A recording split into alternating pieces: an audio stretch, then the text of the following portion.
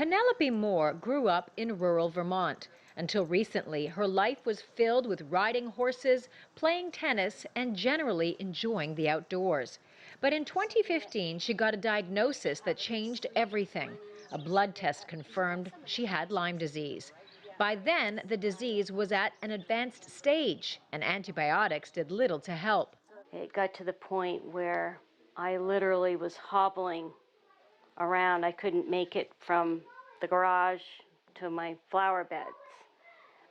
Had to stop playing tennis. I couldn't walk my dog, couldn't bike. It literally stopped me in my tracks.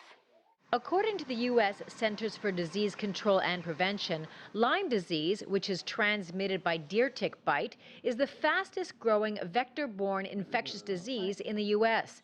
The CDC says the number of reported tick-borne diseases, the majority of which were Lyme, more than doubled between 2004 and 2013. 14 states, including Vermont, have traditionally accounted for the vast majority of reported cases of Lyme disease. But a danger that was once largely confined to the northeast of the country and the Midwest is now spreading to other parts of the United States.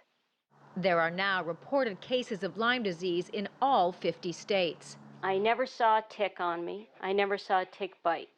Part of the problem is that Lyme disease is often hard to detect and diagnose. A lot of times people don't realize they've been bitten by a tick because the ticks can be so small. The nymphal ticks can be as small as a poppy seed or the period at the end of a sentence. If detected early, antibiotics are usually very effective. But if the disease persists undetected for a long time, the treatment can be much more complicated. And I've done a lot of detoxing, hyperbaric pressure chamber, IVs, you name it. I've been at it.